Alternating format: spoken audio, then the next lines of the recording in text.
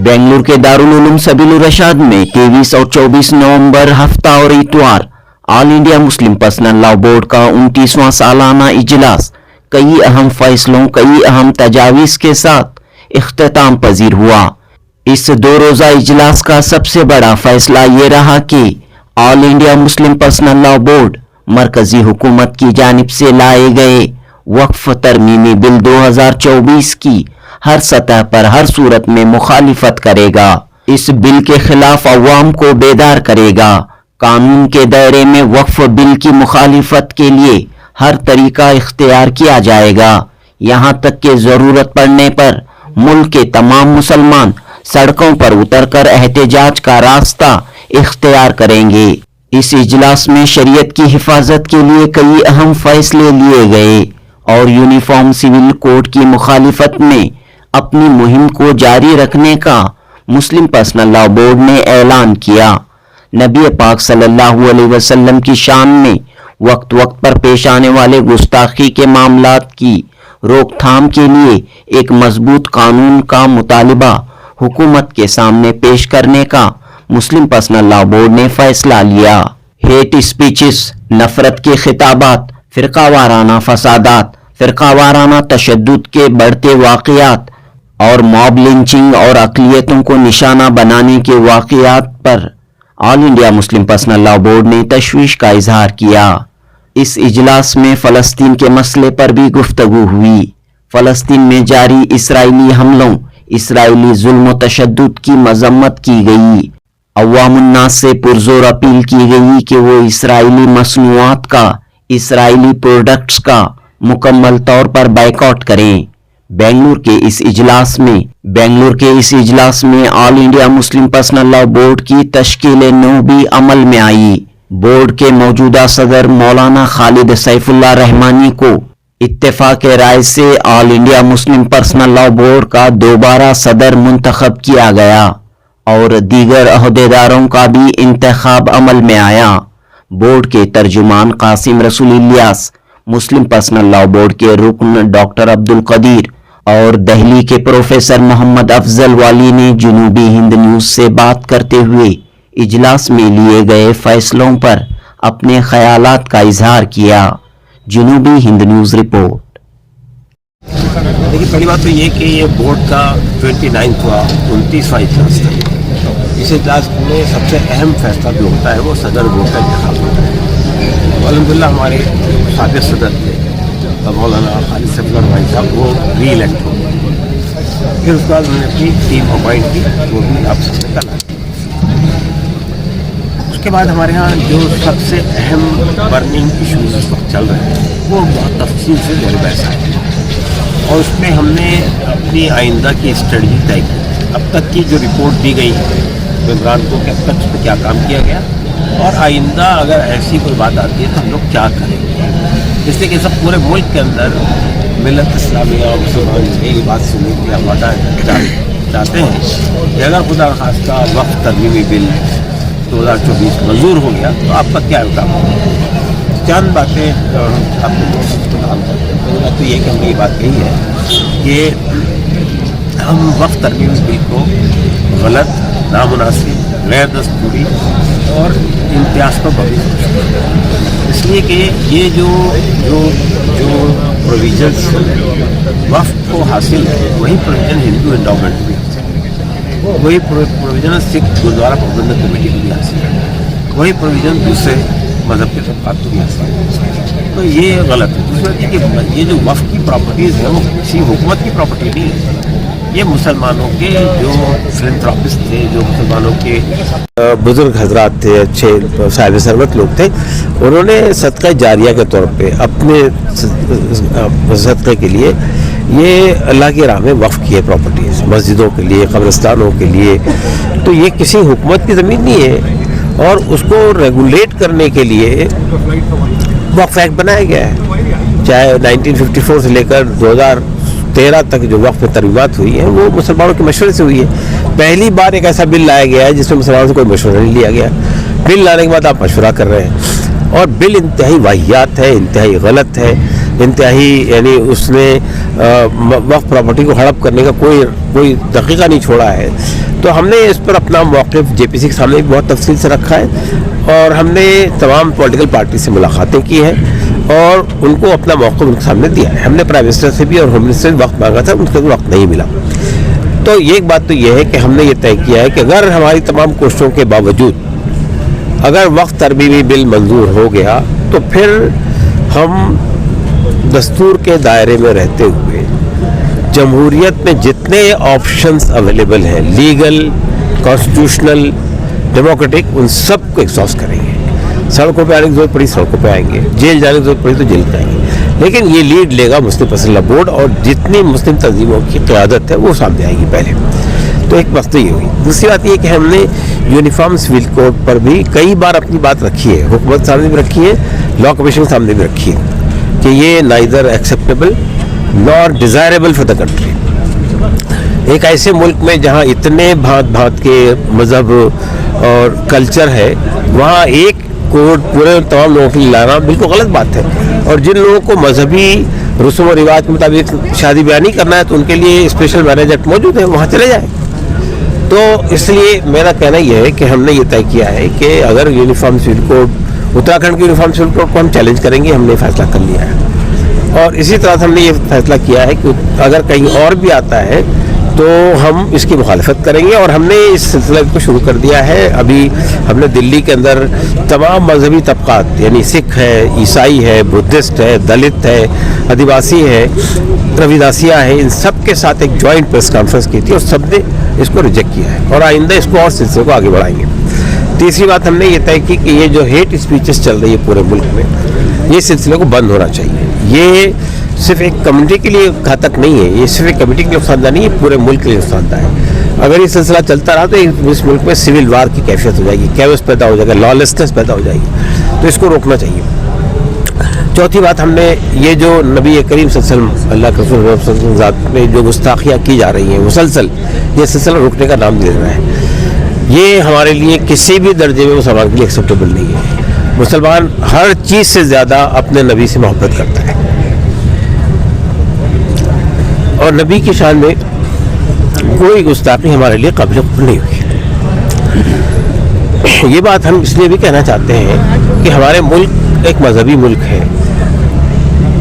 ये लोग पूरी दुनिया में इसको बदनाम कर रहे हैं। इस्लाम सिर्फ हिंदुस्तान में नहीं है, पूरी दुनिया में है। तो इससे मुस्लिम मुल्क की तस्वीर क्या बिगड़ेगी? और अल्लाह के रसूल पूरी दुनिया के मुसलमानों के लिए उतने ही अजीज़ है जितने हमारे लिए अजीज़ है।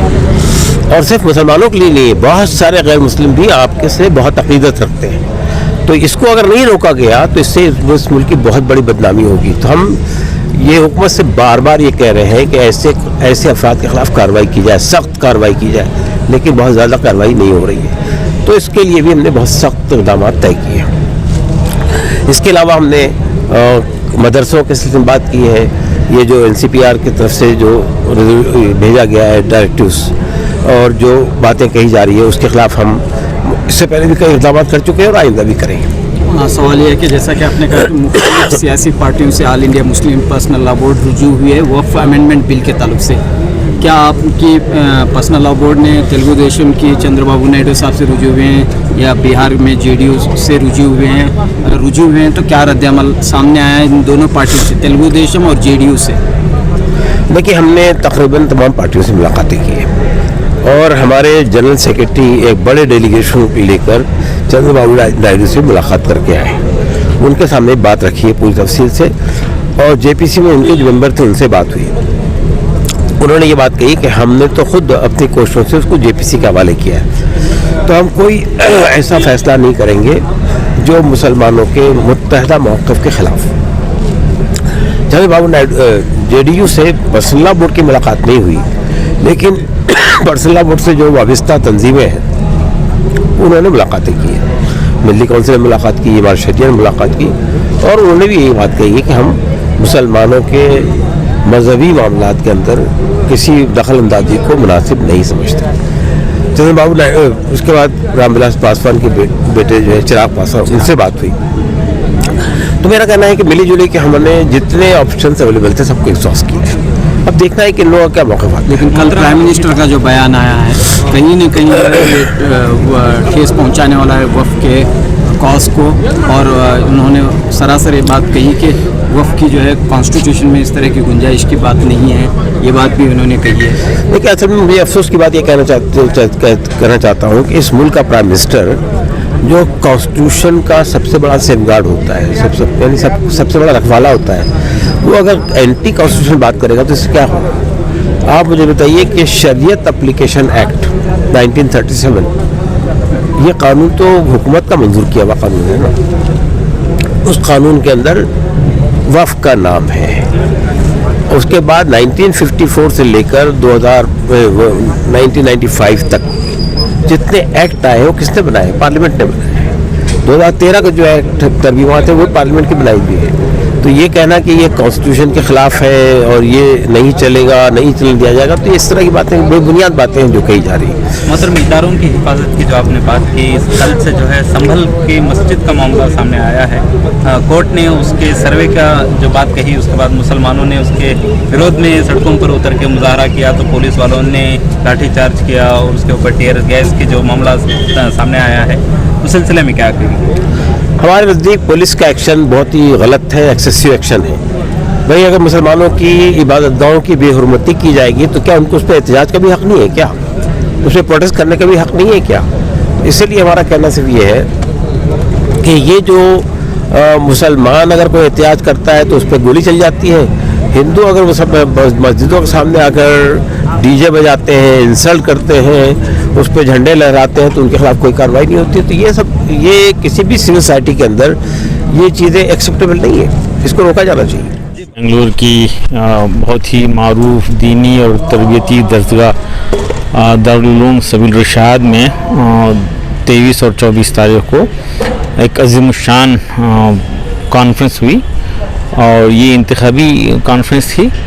इसमें इत्तेफाक राय से फ़कीउल अस्र मौलाना खालिद सैफुल्लाह रहमानी साहब को दूसरी मरतबा बोर्ड की सदारत के लिए चुना गया, और इसी तरह जनरल सेक्रेटरीज़ हज़रात, नायब सदूर, ट्रेज़रर वगैरह का इत्तेफाक राय से माशाअल्लाह यहाँ पे इंतखाब हुआ, और 40 मजलिस आमिला के अरकान, फिर 10 अरकान को सदर साहब मुंतखब किए हैं, जिनमें अक्सरियत उलमा इकराम की है।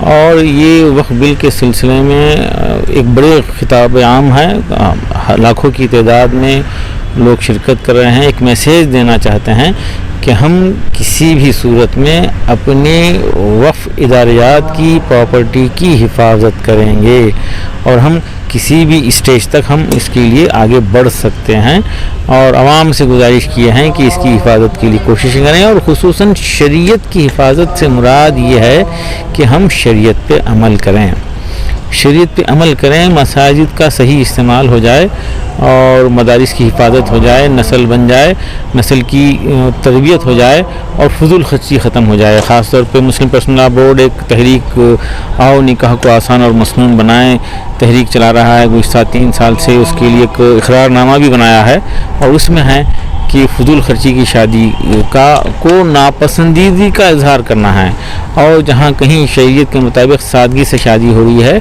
तो उसकी तायीद और सताइश करना चाहिए। इस सिलसिले में बड़ी कोशिशें हुई, और ख़वातीन के लिए भी अलग से फिर से वही मोहतरमा जलीसा साहबा को ख़वातीन के शोबे का सदर बनाया गया है। और उम्मीद है कि ये इजलास पर्सनल बोर्ड के लिए, डेवलपमेंट के लिए, और उसके असरात को बढ़ाने के लिए, उसके ज़रिए खिदमात को बढ़ाने के लिए, पूरी मिल्लत तक बात पहुंचाने के लिए, शरीयत को नाफिज करने के लिए एक संग मेल रहेगा। मैं प्रोफेसर मोहम्मद अफजल वानी हूँ, और मैं लॉ का प्रोफेसर हूँ, और भी कई जो इंस्टीट्यूट्स हैं उनका मैं एडवाइज़र, चेयरमैन वगैरह हूँ, और यूनिवर्सिटीज़ में मैं डीन वगैरह रहा हूँ। और मैं पहले लॉ कमीशन ऑफ इंडिया का मेंबर भी रहा हूँ। मेरा नाम प्रोफेसर एम अफजल वानी है। तो जो ये पर्सनल लॉ बोर्ड है, असल में कॉन्स्टिट्यूशन में, हमारा जो कॉन्स्टिट्यूशन है उसमें जो वैल्यूज़ हैं सोशल जस्टिस के, डिग्निटी के, फ्रेटर्निटी के, कि हिंदुस्तान के सब लोग आपस में मिलजुल कर अपने कल्चर और अपने समाजी वैल्यूज़ के साथ, अपने मज़हबी वैल्यूज़ जो हैं उनके साथ जिए और अच्छी तरह से जिए। तो ये कॉन्स्टिट्यूशन का मैंडेट है।